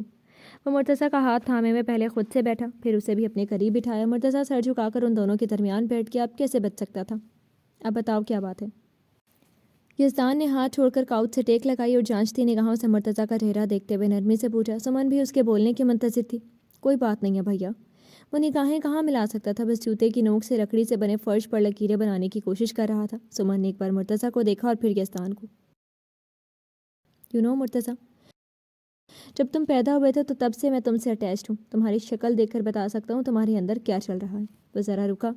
سمن اور مرتضیٰ کی نگاہیں اس پر جم گئیں۔ شانی نے تمہیں مجھے دے کر کہا تھا اپنے بھائی کو تم ہمیشہ سنبھالنا۔ تب سے میں وہ وعدہ نبھا رہا ہوں اور انشاءاللہ ہمیشہ یہ وعدہ نبھاؤں گا۔ تم پر کبھی کوئی مشکل نہیں آنے دوں گا۔ وہ اپنی مخصوص سنجیدگی سے بول رہا تھا اور سمن اب پورے دھیان سے بس اسے دیکھ اور سن رہی تھی۔ مرتضیٰ نے اس کا ہاتھ تھاما۔ بھیا، آپ کی محبت پر کیا مجھے شک ہے؟ اس بار اس کے چہرہ بھائی کی محبت کی چمک سے روشن ہو گیا۔ شک نہیں ہے تو اپنی پرابلم مجھے بتاؤ۔ میں نے عہد کیا ہوا ہے کبھی تمہیں کوئی پریشانی میں مبتلا نہیں ہونے دوں گا۔ یزدان نے اس بار ہاتھ اٹھا کر اس کے پیشانی پر بکھر آئے بالوں کو 2 انگلیوں سے پیچھے بھی کر دیا۔ یزدان کا مخصوص پیار جتانے والا انداز۔ سمن ہولے سے مسکرائی اور مرتضیٰ نے اس کا وہی ہاتھ تھام کر اپنی آنکھوں سے لگا کر چھوڑ دیا۔ میں پریشان نہیں ہوں بھیا، بس ذرا سی لڑائی ہو گئی ہے میری۔ گہری سانس لے کر اس نے اس بار یزدان سے رخ موڑ کر سمن کی طرف دیکھا۔ وہ ٹھوڑی پر مٹھی رکھے بغور ان دونوں بھائی کو دیکھ رہی تھی۔ مرتضیٰ کا دیکھنا تھا کہ وہ سیدھی ہو کر بیٹھی اور لو، اس میں کون سی بڑی بات ہے؟ لڑائی شڑائی تو ہو ہی جاتی ہے، مجھ سے بہادر بننا سیکھو۔ تمہارے بھیا نے اتنا سنگین جھگڑا کیا مجھ سے، تب بھی مجھے دیکھو میں کتنی ٹینشن فری ہوں۔ ادھر ادھر بھاگنے کی بجائے یزدان کے سر پر سوار ہو کر ان سے لڑتی ہوں۔ یزدان بس بھویں تانے اس کے پٹ پٹ بولتے لبوں کو گھورے جا رہا تھا، جو اس کی سارے روب کا ہمیشہ کباڑا کر دیتی ہے۔ لیکن مرتضیٰ کا دل اس کی باتوں سے بہل سا گیا۔ وہ چاہتا تھا خوب دل کھول کر ہنسے، مگر بغل میں بیٹھے بادشاہ صاحب کی وجہ سے بس مسکرانے پر ہی مجبور تھا۔ سنہری آنکھیں سمن پر ٹکی تھی جو لگاتار بولے جا رہی تھی۔ مجھ سے سیکھو اور مقابلہ کرو، کوئی کتنا بھی لڑے جھگڑے تمہیں ٹینشن فری رہنا۔ وہ اپنا بچپن والا ہیرو ڈائلاگ مارتا تھا نا، ٹینشن لینے کا نہیں دینے کا۔ جوش جوش میں اب تک وہ شاکر کی جانشین ہی بن جاتے کہ یزدان نے خفگی سے اسے ٹوک دیا۔ اتنی ٹینشن فری رہتی ہو تو رات تو تمہارا بھوت تھا نا جو ٹینشن میں ٹیرس پر جھول رہا تھا۔ اس کے بھرپور طنز پر سمن نے منہ بنا لیا۔ وہ کوئی اور بات تھی، آپ نہ رہنے دیں۔ مرتضیٰ، مجھے بتاؤ تم صبا سے کون سا جھگڑا ہوا ہے؟ ولف صاحب کو ڈپٹ کر اس نے لاڈ سے پوچھتے ہوئے مرتضیٰ کا بازو تھاما۔ مرتضیٰ کا دل کیا اس کی پیٹھ ٹھوک کر اسے شاباشی دی جو ولف صاحب کو ڈپٹنے کی ہمت کر سکتی تھی، پر اپنی خواہش دبا گیا۔ ایک تو اس کی حالت نہیں تھی، دوسرے بادشاہ صاحب نے بدلے میں سارا بھائی والا پیار کنارے رکھ کر اس کی پشت کو لال کر دینا تھا۔ تمہیں کیا الہام ہوا ہے؟ یزدان نے منہ بنا کر ٹوکا۔ مرتضیٰ کو اب زبردست ہنسی آئی جا رہی تھی، ان کی نوک جھونک مزیدار ہوتی تھی۔ مجھے سب پتہ ہے، میرے چھوٹے سے بھیا کو کوئی اور پرابلم آپ سب کے ہوتے ہوئے نہیں ہونی نہیں ہے، بس صبا ہی بچتی ہے جو ٹینشن دے سکتی ہے۔ تم بتاؤ مجھے، میں جا کر فل لڑتی ہوں اسے، پوری جٹھانی بن کر لڑوں گی۔ وہ جوش جوش میں مرتضیٰ کا بازو ہلائے جا رہی تھی۔ مرتضیٰ اپنی ہنسی روکنے میں بے حال تھا، مگر یزدان نے بھویں چڑھا کر اسے گھورا۔ 1 منٹ کے لیے چپ نہیں رہ سکتی تم؟ اتنی نرم ڈانٹ کا بھلا سمن پر کیا اثر ہونا تھا؟ منہ بنا کر بولی، میرا بولنا آپ کو بہت پسند ہے، یہ مت بھولیں۔ اف، اب یزدان نے دانت ہی کچکچا لیے۔ ادھر مرتضیٰ سر جھکائے بس ہنسی دبا رہا تھا، اس کی عاشقی کا غلط استعمال۔ سمن چپ سے بیٹھو گی یا میں اٹھا کر اندر لے جا کر چھوڑ دوں؟ بس بہت ہو گیا، اس نے دھمکی دیتے سمن خیر مناتی خود ہی اٹھ گئی۔ میں خود ہی چلی جاتی ہوں، ویسے بھی اندر جا کر مجھے صبا سے لڑنا۔ وہ اٹھی اور تیز قدم اٹھاتی کہ آہستہ چل کر اندر جاؤ، اتنی بے فکری سے کیوں چلتی ہو تم؟ یزدان نے فوراً ٹوکا۔ سمن نے مڑ کر اسے دیکھا، وہ فکر مند سا اسے ڈپٹ چکا تھا۔ مرتضیٰ بھی اب کمی بیش ویسا ہی چہرہ بنائے ہوئے تھا۔ ایسا کریں، میٹرس بھجوا دیں ہر جگہ میرے لیے، یا گود میں اٹھا اٹھا کر چلا کریں، اب میں چل پھر بھی نہیں سکتی، پھول بھی بن کر قدم رکھنے پڑیں گے۔ وہ بڑبڑ کرتی ہے بہت آہستہ آہستہ قدموں سے اندر کی سمت چلی گئی، اور یزدان تب تک بھویں سے میٹ کر اسے جاتے ہوئے دیکھ رہا تھا جب تک وہ نظروں سے اوجھل نہیں ہوگی۔ کتنا بولتی ہے یہ لڑکی، سر جھٹک کر جو اس نے کہا تو مرتضیٰ کی آنکھوں میں شرارت کی چمک ابھری۔ آپ کو پسند جو ہے اس کا بولنا، ورنہ ولف صاحب اور کسی کا بولنا برداشت کر لیں، شاکر اور مجھے تو شوق لگتے ہیں۔ یزدان کا خوشگوار موڈ دیکھ کر اس نے چھیڑ دیا، مگر جو وہ بھویں سکیڑ کر گھورتا رہا تو مرتضیٰ نے فوراً ہونٹ سمیٹ لی اور چہرے پر سنجیدگی بھی سجا لی۔ تمہیں بھی بہت بولنا آ گیا۔ اس نے پیار سے سر پر چپت لگائی تو مرتضیٰ ایک دم سے اس سے لپٹ گیا۔ آئی لو یو بھیا، ایسے ہی خوش رہا کریں۔ بچوں کی طرح لپٹا وہ یزدان کے دل میں طمانینت بھر گیا۔ لو یو ٹو، اب الگ ہو کر بیٹھو، میری بیوی مت بن جایا کرو۔ وہ سنجیدہ ہی رہا، مگر مرتضیٰ اس سے الگ ہوتے ہوئے ہنس پڑا۔ Now tell me what's a problem, یہاں کیوں سو رہے تھے؟ یزدان اب اس کے کالر کو چھوتے ہوئے سنجیدگی سے پوچھ رہا تھا۔ مرتضیٰ نے ایک سرد سانس لی۔ کچھ خاص نہیں بھیا، بس وہ صبا۔ اس نے دھیرے دھیرے رات کی ساری باتیں یزدان کے آگے دہرا دیں۔ یزدان بس پاؤں پر پاؤں رکھے، ٹھوڑی پر ایک انگلی رکھے اسے بغور دیکھتا رہا تھا۔ مرتضیٰ کے چہرے میں ان لمحوں میں کئی رنگ گزر گئے تھے، کبھی غصہ، کبھی دکھ، کبھی افسوس اور پھر سرد موری۔ آپ کو تو معلوم ہے نا بھیا، کوئی مما سے بدتمیزی کرے مجھے برداشت نہیں ہوتا۔ اب وہ جو کوئی بھی ہو، صبا ہی صحیح۔ صبا کے لیے اس کا غصہ سنہری بھوری آنکھوں میں جوں کا توں تھا۔ یزدان نے گہری سانس لے کر پاؤں سے پاؤں ہٹائے اور سیدھا ہو کر بیٹھا۔ کوئی بدتمیزی کرے تمہیں غصہ ہونا بھی چاہیے، مگر وہ سچ مچ کی بدتمیزی ہو تب غصہ جائز ہے۔ مرتضیٰ کی آنکھوں میں دیکھتا وہ ہلکے سے مسکرایا۔ مرتضیٰ چپ ہی رہا۔ آئی تھنک صبا کے وہم و گمان میں بھی نہیں رہا ہوگا کہ وہ شانی کے ساتھ بدتمیزی کر رہی ہے، بس وہ اپنے بھائی کے لیے شانی کی باتیں برداشت نہیں کر پائی۔ یہ ایک ڈیفینس تھا اور کچھ نہیں۔ ہولے ہولے بولتے ہوئے وہ مرتضیٰ کی آنکھوں میں لگاتار دیکھ رہا تھا، جس میں غصے کے رنگ ابھی بھی واضح تھے۔ پر بھیا مما اس سے بڑی ہیں، سب چپ تھے تو وہ بھی چپ رہ سکتی تھی۔ دعا بھی تھی، سمیں بھی تو ہے، وہ کبھی کسی سے بدتمیزی نہیں کرتی۔ مرتضیٰ نے جو موازنہ کیا تو یزدان ہولے سے مسکرایا۔ یہ موازنہ ہی بعض اوقات ہی رشتوں میں کشیدگی کی وجہ بن جاتا تھا۔ مرتضیٰ، کچھ باتیں فطرت میں ہوتی ہیں۔ دعا تو بیٹی ہے، مگر شانی اور سمن میں جو خونی رشتہ ہے اس رشتے کو تم صبا کے ساتھ مت کمپیئر کرو۔ یزدان ایک بار پھر کاؤچ سے ٹیک لگا کر آرام دہ حالت میں بیٹھا اور ایک بازو صوفے پر پھیلا کر اسے دیکھ رہا تھا۔ مرتضیٰ بس اس کی طرف دیکھے جا رہا تھا، شکایت کرنے کو کچھ بچا بھی نہیں تھا۔ تم صبا کو دعا یا سمن کی جگہ نہیں رکھ سکتے، ان کی جگہ کوئی نہیں لے سکتا، میں اور تم بھی نہیں۔ ہر کسی کی جگہ دل میں معین رہتی ہے۔ محبت میں شاید کمی بیشی بھلے ہو سکتی ہے، مگر جگہ میں نہیں۔ وہ اس بار مسکرایا۔ لیکن میں یہ نہیں کہتا کہ شانی صبا کو بیٹی کی طرح نہیں چاہتی، کہ صبا شانی سے محبت نہیں کرتی یا ان کی عزت نہیں کرتی۔ نہیں، بالکل نہیں، وہ انہیں ماں جیسے سمجھتی ہے، مگر ماں جیسی ہونا اور ماں ہونے میں بیچ میں جیسے کا فرق ہے مرتضیٰ۔ وہ ہولے سے مسکرایا۔ مرتضیٰ نے بس ایک گہری سانس لی۔ دل میں چھائی دھند اب چھٹ رہی تھی، آنکھوں میں چھلکتی ناراضگی کا بھی اثر کم ہونے لگا۔ ہم لاکھ کوشش کر لیں لیکن یہ فرق نہیں مٹ سکتا، کیونکہ خونی رشتے کا فرق اور اثر کبھی کم نہیں ہو سکتا۔ تم سب کو اپنی جگہ پر رکھ کر عدل سے کام لوگے مرتضیٰ، تبھی ہر رشتے سے انصاف کر پاؤ گے۔ کبھی کسی سے اس کی استعداد سے زیادہ توقعات وابستہ مت کر لینا۔ اس بار اس نے ایک ہاتھ بڑھا کر اس کا گال پیار سے چھوا تھا۔ مرتضیٰ ہولے سے مسکرایا۔ شانی کے لیے تم بہت ایک ٹچی صحیح، مگر صبا تھوڑی تمہاری محبوبہ نہیں، اب تمہاری بیوی ہے۔ محبوبہ سے بیوی تک کے سفر میں محبت کو بیچ میں رکھ کر اس سے پیش آؤ۔ اس پر شوروں والا روپ چھاڑ کر تم اس کے دل میں اپنی محبت ہی کیا، عزت بھی ختم کر دو گے۔ یزدان کی بات پر اس بار مرتضیٰ نے لب کھینچے۔ بھیا وہ بہت زبان دراز ہو چکی ہے، ایک بات وہ برداشت نہیں کر سکتی۔ میں نے کبھی اس سے کچھ کہا نہیں، تو وہ میری نرمی کا غلط فائدہ اٹھا رہی ہے۔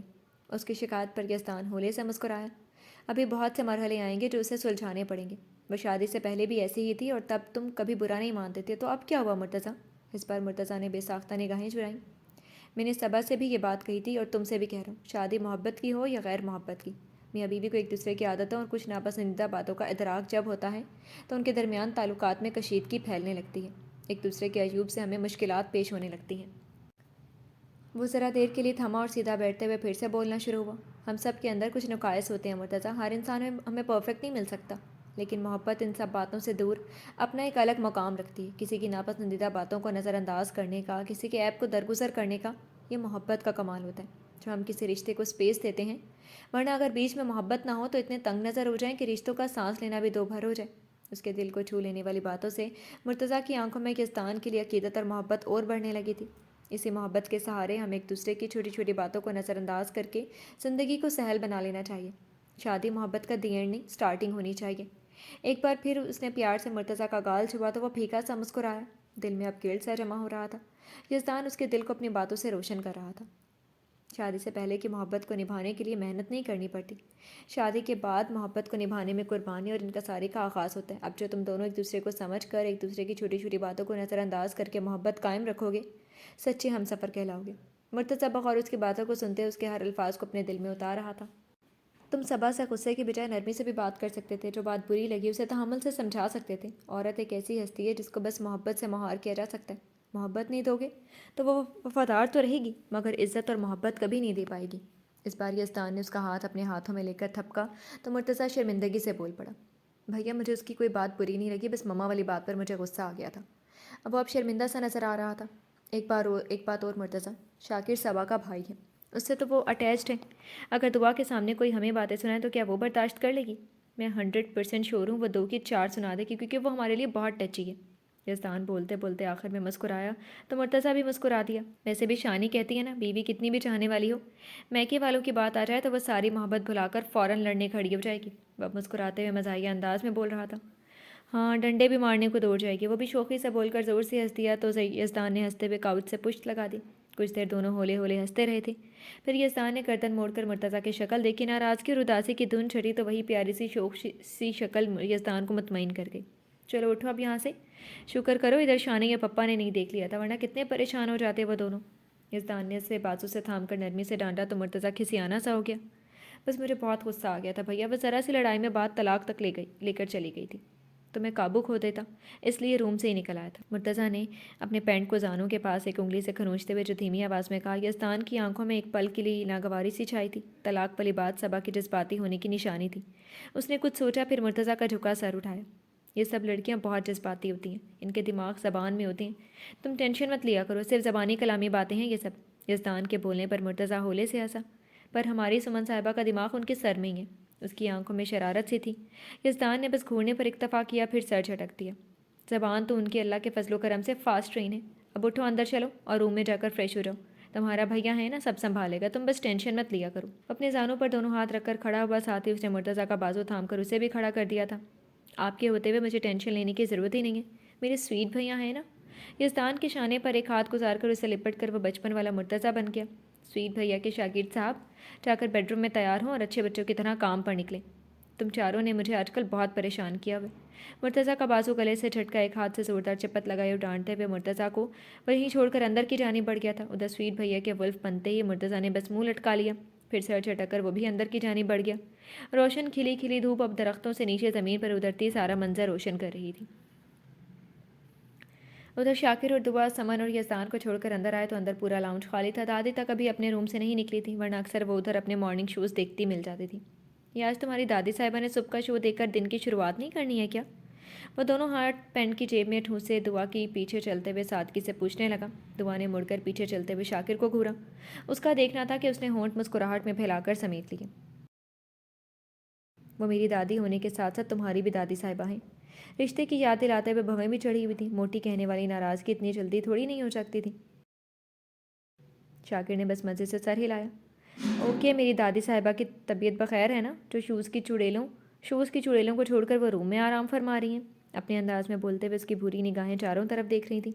اندر سناٹا پھیلا ہوا تھا، شانی تک نظر نہیں آ رہی تھی۔ دعا اس بار مسکراہٹ دبا گئی، منہ بنا کر ہی جواب دیا۔ اتنی فکر ہو رہی ہے تو جاؤ خود پوچھاؤ ان کی خیریت۔ وہ پھر سے پوری ناراضگی سے مڑ کر سیدھ میں چلتی شاکر کے آگے آگے چلنے لگی تھی۔ شاکر نے اس کی چوٹی کی طرف دیکھا۔ باہر آئے گی تو پوچھ لوں گا، ابھی تو تمہیں ہی دیکھ لوں، سسرال میں سناٹا کم ہی ملتا ہے۔ وہ جو منہ ہی منہ میں بڑبڑایا۔ دعا نے فوری پلٹ کر اس کی طرف دیکھا۔ کیا بولے تم؟ دونوں آنکھیں سکیڑے وہ مشکوک ہو رہی تھی۔ شاکر کچھ بڑبڑایا تو کان اس کے کھڑے ہو جانا چاہتے تھے۔ ضرور کچھ جلانے کلسانے والے جملے رہے ہوں گے۔ میں بڑبڑایا تھا، بات کی تصحیح کر کے وہ اپنے اور اس کے درمیان کا ایک قدم کا فاصلہ ختم کر کے اس کے مقابل میں آ کھڑا ہوا۔ دعا اس کے وجود کے گھیرے میں آ گئی، مضبوط پناہ گاہ تھی وہ، جس کے سائے میں ہی طمانینت تھی۔ وہی تو پوچھ رہا ہوں، کیا بڑبڑائے تم؟ سر اٹھا کر وہ اس کی آنکھوں میں دیکھ رہی تھی۔ بتانے کے لیے جگہ اور وقت دونوں مناسب نہیں ہے۔ ہاتھ اٹھا کر دعا کی ٹھوڑی پر ایک انگلی ماری تھی۔ بولتی بھوری آنکھوں کی تپش سے پل میں دعا کا چہرہ تپا اور وہ تیزی سے رخ موڑ کر کچن کی طرف بھاگتی کہ شاکر نے ایک دم سے اس کی چوٹی اپنی مٹھی میں جکڑ لی۔ ہتھیلی میں ریشم کے لچھوں کی نرم گدگداہٹ پھیلنے لگی۔ بال چھوڑو میرے۔ دعا کی گردن میں ہلکا سا جھٹکا لگا تو وہ رک کر ہولے سے چینکی۔ شاکر اس کی چوٹی کو اپنے ہاتھ میں لپیٹتے ہوئے اس کے قریب ہو گیا، اتنا قریب کہ دعا کی پشت شاکر کے سینے سے ٹکرانے لگی تھی۔ دیکھ رہا ہوں یہ بال اصلی ہیں کہ نکلی۔ ریشمی زلفوں کو چھوتے ہی کچھ خواہشات مچل اٹھی تو چوٹی کے ربڑ بینڈ کو کھینچ کر وہ ایک ایک بل کو بھی کھول رہا تھا۔ دعا نے گھبرا کر ہر طرف دیکھا، کھلے عام اس کی بے باک حرکتیں۔ کیا کر رہے ہو شاکر؟ چھوڑو میرے بال۔ بال چھڑوانے کی کوشش میں انجانے میں ہی صحیح وہ اور بھی شاکر کے قریب ہوئی جا رہی تھی۔ میں خود کو آزما رہا ہوں۔ اس کے بال کھول کر اس نے سنہری بھورے آبشار کو مٹھی میں بھر کر ان کی نرم لطافت کو محسوس کرتے ہوئے گلابی چہرے پر ایک بھرپور نگاہ ڈالی اور وہ آرام سے اس کے بال چھوڑ کر ایک قدم کے فاصلے سے دعا سے دور ہٹ گیا تو دعا کی دھڑکنیں نارمل ہوئی تھیں۔ نوی سے ہر طرف دیکھ کر اس نے خفا نگاہ اس پر بھی ڈالی۔ بہت فضول ہو گئے ہو تم، میرے سارے بال ہی نکال دینے تھے تم نے۔ چہرے پر آ گئے بالوں کو ایک انگلی سے کانوں کے پیچھے کرتے ہوئے وہ نگاہیں ملانے میں اب دقت محسوس کر رہی تھی۔ میں دیکھ رہا تھا تم کھلے بال میں باربی ڈال لگتی ہو کہ ٹیڈی شاکر دعا غصے سے چیخ پڑی کہ شاکر ایک دم سے ہنس دیا اور ہاتھ بڑھا کر دعا کو اپنے قریب کھینچ لیا، پھر سے لمحے کو وقت وہیں ٹھہرا کیا۔ تم کوئی موٹی نہیں ہو، میں بس مذاق کرتا ہوں، اتنا جلا تپا مت کرو مائی ڈول۔ ہولے ہولے ہنستے ہوئے اس نے دعا کے چہرے کے اطراف میں بکھر آئی سنہری بھوری لٹوں کو پیچھے کیا تھا اور جھک کر اس کے گالوں پر باری باری پرہدت لمس چھوڑ کر اس نے دعا کی آنکھوں میں دیکھا۔ دعا جیسے ساکت سی ہو گئی تھی، ایک دم جامد۔ وہ جو بولتی آنکھوں میں ایک انوکھی سی چمک تھی، وہ سیدھے دل پر بجلی بن کر گر رہی تھی۔ شاکر نے اس کے وہی ہاتھ کو تھاما جو جل گیا تھا، سرخی اب بھی برقرار تھی۔ ہاتھ میں صبح سے کچھ نہیں لگایا کیا؟ ایک ڈاکٹر ہو کر بھی اتنی لاپرواہی؟ وہ اس کے ہاتھوں کو تھام کر فکر مند ہو گیا تو دعا ہولے سے مسکرا دی۔ تم ہو نا فکر کرنے کے لیے۔ شاکر نے ایک دم سے اس کی آنکھوں میں دیکھا۔ یہ کیسا احساس تھا حسین آنکھوں میں، دل میں ٹھنڈک سی دیتا، سب کچھ لوٹ لینے والا۔ آؤ۔ بس اتنا بول کر وہ دعا کا ہاتھ تھام کر کچن کی طرف بڑھ گیا۔ ادھر بھی سناٹا چھایا ہوا تھا۔ اس نے دعا کو ایک کرسی کھینچ کر بٹھایا اور کیبنٹ کی طرف بڑھ گیا۔ کچھ ہی دیر میں وہ ٹیوب لے کر اس کے قریب ہی دوسری کرسی کھینچ کر آ بیٹھا۔ دعا بس اسے دیکھے جا رہی تھی۔ شاکر نے ہاتھ بڑھا کر پھر سے دعا کا دہنا ہاتھ تھاما اور اس نے آستین ہٹا کر ٹیوب کھول کر بہت احتیاط سے اس کے ہاتھوں میں پھیلی سرخی پر مرہم لگانا شروع کر دیا تھا۔ دعا ساکت سے بس اسے یکٹک دیکھے جا رہی تھی، بلکہ یہ کہنا زیادہ صحیح تھا نگاہوں کے ذریعے دل میں اتار رہی تھی۔ وہ سامنے ہو تو بس اب نظر وہیں ان کے چہرے پر ٹھہر جاتی تھی۔ یہ آج سب کو کیا ہوا ہے؟ باقی لوگ کہاں ہیں؟ سبھی بھی دکھائی نہیں دے رہی ہے۔ سارا دھیان مرہم لگائے رکھنے پر سادگی سے پوچھا تو دعا نے اس کے جھکے سر کو دیکھتے ہوئے جواب دیا، باقی کا معلوم نہیں، لیکن سبھی کا تو تمہیں معلوم ہی ہے، وہ صبح اٹھنے میں کاہل ہے۔ دعا نے بھی ذرا سے شانے اٹھا کر سادگی سے بتایا۔ شاکر نے بس ذرا سی ابرو اٹھائی۔ تو میری بہن کی برائی کر رہی ہو؟ وہ بولا اور دعا نے آنکھیں سکیڑ کر اسے غور سے دیکھا، مگر آنکھوں میں صرف شرارت دیکھ کر اس نے مسکراہٹ دبائی۔ نند کی شکایت اپنی شوہر سے نہیں کروں گی تو سالہ کے پڑوسی سے کروں گی؟ وہ ایک دم سے اس کے اسٹائل میں جو بولی تو شاکر نے دونوں بھویں سکیڑ کر اسے گھورا۔ زبان خراب کرنے کی ضرورت نہیں ہے، پہلے بھی اس کی تیزی سے اللہ بچائے، اب یہ سالہ والا بھی۔ گردن جھٹکتے ہوئے جو بڑے تعصب سے بولا دعا نے منہ بنا لیا۔ تم نے ہی تو سکھایا۔ سارے الزام اس کے سر پر دیکھ کر وہ بری ذمہ ہوئی۔ میں نے کچھ اور بھی سکھانا چاہا، وہ سیکھو، یہ میری زبان رہنے ہی دو، میم کہیں گی میری بیٹی کو بگاڑ دی ہے۔ اس دوران اس نے ہاتھ میں مرہم لگا کر اس کا داہنا پاؤں اٹھا کر اپنے زانوں پر رکھ لیا۔ یہ سمن کا راز تم نے کب کھوج نکالا؟ پیروں پر مرہم لگاتے ہوئے اس نے وہ سوال پوچھ ہی لیا جو دعا سے پوچھنا چاہتا تھا۔ دعا جو اس کی آخری بات پر صفائی دینے ہی والی تھی، موضوع بدل دیے جانے کی وجہ سمجھ چکی تھی۔ وہ شانی کے بارے میں بات نہیں کرنا چاہتا تھا تو دعا نے بھی کچھ اور نہیں کہا، بس اس کے سمن والے سوال کا جواب ٹھلا کر دیا۔ تم کیا سمجھتی ہو کہ مجھے پتہ نہیں چلے گا؟ میں بہت بڑی جاسوس ہوں۔ شاکر نے آنکھ اٹھا کر اس کی اطراہٹ دیکھی۔ محترمہ ایسے اترا رہی تھی جیسے غیر ملک کا کوئی راز کھوج نکالا تھا۔ ضرور تم نے باس اور سمن کی باتیں سنی ہوگی۔ وہ جو بولا تو دعا کی آنکھوں میں تحیر سمٹا اور شاکر نے تعصب سے گردن جھٹکی۔ شک صحیح تھا۔ اب کبھی باس یا سمن کی باتیں مت سننا، ولف کو پسند نہیں ہے یہ سب۔ تمہیں بھی ڈانٹ سکتے ہیں۔ سیکنڈ فلور پر کمرہ مل گیا تو اس کا مطلب یہ نہیں ہے کہ کل کو کچھ اور بھی سننے کھڑی ہو جاؤ۔ ٹیوب وہیں ٹیبل پر رکھ کر اس نے نرمی سے ہدایت کی۔ وہ یزدان کے رگ رگ سے واقف تھا۔ جس بات کو ولف اپنے تک رکھنا چاہتا تھا وہ کوئی جانے تو اس کا مزاج بگڑ جاتا تھا۔ سمن کے معاملے میں تو ویسے بھی وہ بہت حساس تھا، مگر اس کی نصیحت پر دعا کا منہ ہی بن گیا۔ مجھے معلوم ہے میرے بھیا کی عادت کا، جان بوجھ کر تھوڑی سنی تھی، بس کان میں پڑ گئی۔ تم نے بھی تو مجھے بتانے کی ضرورت نہیں سمجھی تھی۔ منہ بناتے ہوئے شکوہ بھی کر ڈالا۔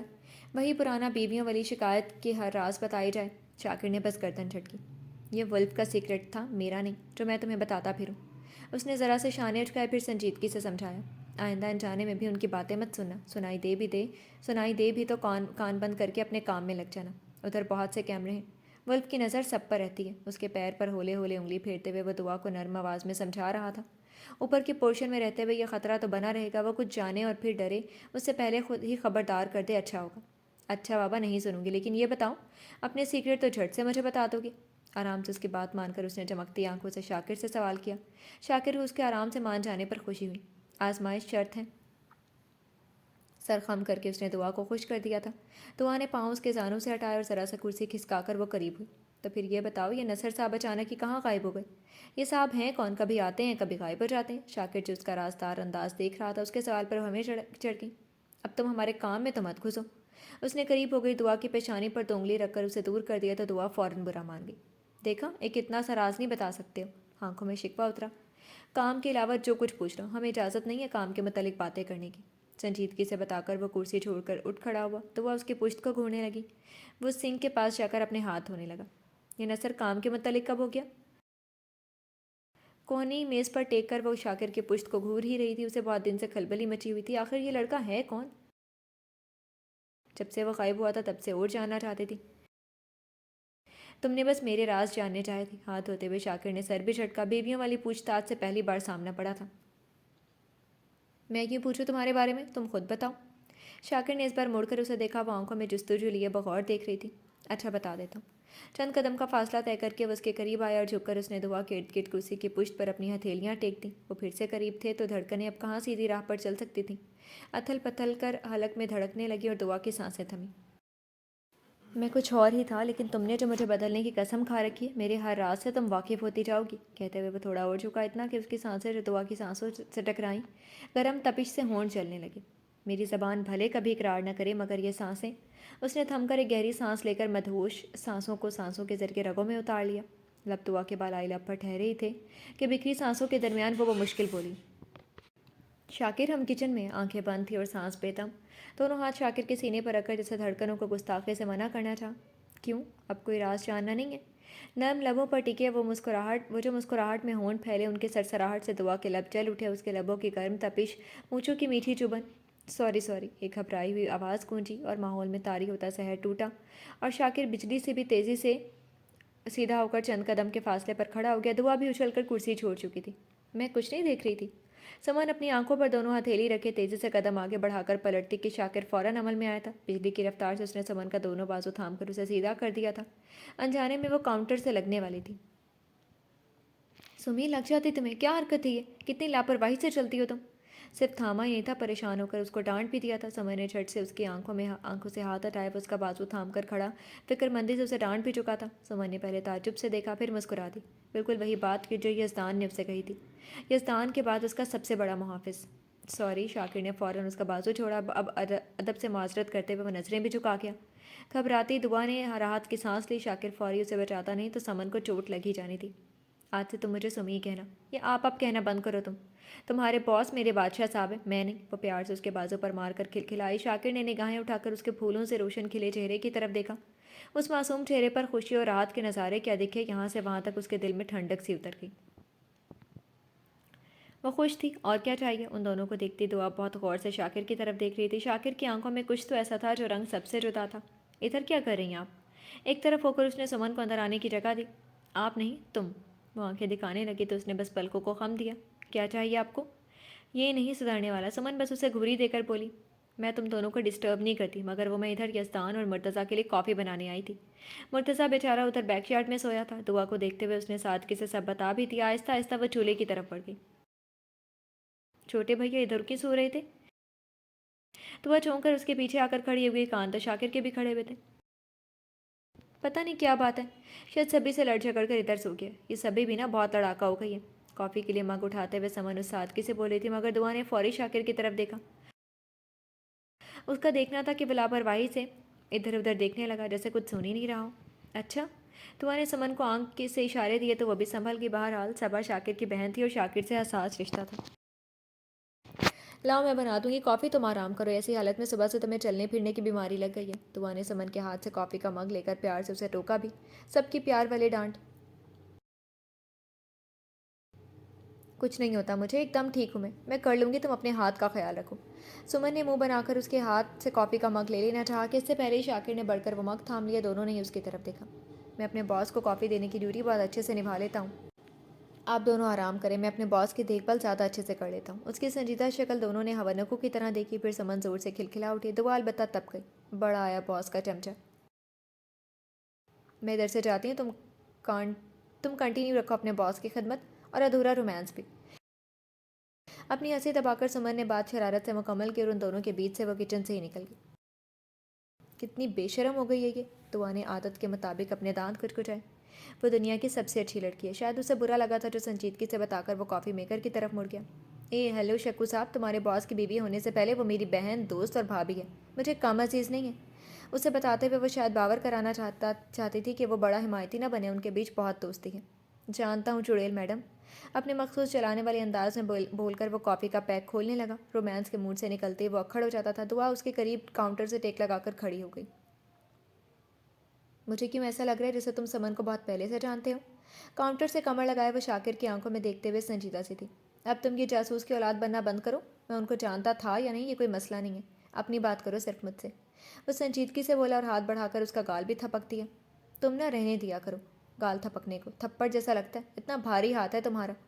گال سے ہلاتے ہوئے دوسرے ہاتھ سے ایک زبردست مکہ شاکر کے بازو پر لگا دیا۔ میڈم یہ ایک سپاہی کا ہاتھ ہے، ڈاکٹر کا نہیں۔ ہمارے ہاتھ میں کینچی یا چھری جیسی نازک چیز نہیں، اسلحے ہوتے ہیں۔ ایک بار پھر دعا کے گال زور زور سے تھپک کر اس نے بازو پر مارے گئے مکے کا جواب دے کر فخریہ بتایا، اور اسی اسلحے سے بھیجا اڑانے کا تمہیں بہت شوق ہے۔ اسے بہت پہلے شاکر کی کہی بات یاد آئی تو شوخی سے چھیڑ بھی دیا۔ شاکر نے کافی میکر آن کرتے ہوئے اسے گھورا۔ ہاں شوق تو بہت ہے، مگر کئی دن ہو گئے بھیجا اڑائے، لے آؤں کسی کا بھیجا؟ اف، دعا کو الٹی سی آئی۔ چھی، توبہ، گھن نہیں آتی تمہیں؟ دعا نے فوراً ناک چڑھا کر برا سا منہ بنا لیا، جیسے سچ میں وہ بھیجا اس کے ہاتھ میں رکھ چکا تھا۔ مجھے تو بہت مزہ آتا ہے، ایسے جیسے تمہاری ناک مروڑنے میں آتا ہے۔ کافی کا مگ بھر کر اس نے دعا کی ناک بھی مروڑ دی۔ اف، دعا نے ایک زبردست ہاتھ اس کے ہاتھ پر مار کر اپنی ناک چڑھائی اور اسے بری طرح سے گھورا تھا۔ اب ہوئی ہے یہ پتلی، صرف شرارت سے کہا نہیں، اچانک ہی چہرہ بڑھا کر وہ اس کی ناک چھو لیتا۔ کچن میں آئی قدموں کی آہٹ سے دعا اور شاکر اچھل کر دور ہٹ گئے۔ دعا نے تیزی سے اپنے بال سمیٹ کر جوڑا بنایا اور وہ کافی کے مگز ٹرے میں رکھنے لگا۔ چل بے شکو بیٹا نکل لے، ورنہ اب سارا سسرال تجھے رومانس لڑاتے دیکھ لے گا، بیوی کے چکر میں رسوا ہو جائے گا۔ دل ہی دل میں وہ خود کو ڈپٹ کر ٹرے اٹھا کر پلٹا۔ اس بار آنے والی شانی تھی۔ السلام علیکم میم، تیزی سے شانی کو سلام کرتے ہوئے وہ ان کی سائڈ سے نکلتا چلا گیا۔ شانی نے دعا پر نظر ڈالی تو وہ کھسیانی سے بس مسکرا دی۔ نادیدہ لٹوں کو کانوں کے پیچھے کرتے ہوئے وہ اچھی خاصی خجل سی ہو رہی تھی۔ تم یہاں کیا کر رہی ہو؟ جاؤ کسی سے کہہ کر ملازمہ کو آواز دو، جانے کہاں رہ گئی ہے، وہ ناشتہ بنانے میں ویسی دیر ہو گئی ہے۔ بہت دنوں بعد شانی نے اسے پیار سے ڈپٹا تھا۔ دعا پہلے حیرت سے انہیں دیکھا، پھر خوشی سے وہ کھل سی گئی تھی۔ جی کہتی ہوں، چہک کر کہتی وہ کچن سے فوری بھاگی تھی، تو شانی نے گہرا سانس لے کر بس سر جھٹکا اور پھر وہ جلدی جلدی ہاتھ چلاتے ہوئے کاموں میں مصروف ہو چکی تھی۔ چمچم کرتا سورج نیلے شفاف آسمان پر کچھ اور سفر طے کر چکا تھا، تو دھوپ کی ہلکی سی تمتماہٹ لی ہوئی نکھری صبح میں وہ تھکا تھکا سا اندر آیا۔ باسق وہیں لاؤنج کے صوفے پر نڈھال سا گر گیا۔ آنکھوں میں جلن تھی اور سوچوں میں ایک آگ، دل میں نفرت کی سوزش اور روح پر چھایا بوجھل پن۔ اس نے جلتی آنکھیں بند کر کے سر صوفے کی پشت سے ٹیک دیا۔ ذہن میں سوچوں کے جھکڑ سے چل رہے تھے اور دل درد کی شدت سے تڑپ رہا تھا۔ اعصاب بری طرح سے تھک رہے تھے اور یہی تھکن وہ اپنے سارے وجود میں اترتے ہوئے محسوس کرتا سوزش میں مبتلا تھا۔ زندگی کے اس موڑ پر اعصاب چٹک رہے تھے، روح تھک رہی تھی اور دماغ پھٹ سا رہا تھا۔ اس نے بے اختیار اپنی پیشانی ملی۔ یہ سب کیوں اس کے ساتھ ہوا؟ کیوں اس کی تقدیر نے سارے خوابوں کو بے دردی سے اس کی آنکھوں سے نوچ دیا؟ کیوں بدترین شکست اس کے نصیب میں لکھ دی گئی؟ کیوں، کیسے، کب؟ یہ سارے سوالوں کے جواب میں بس روح کی گہری درد بھری خاموشی اس کے ہمراہ تھی۔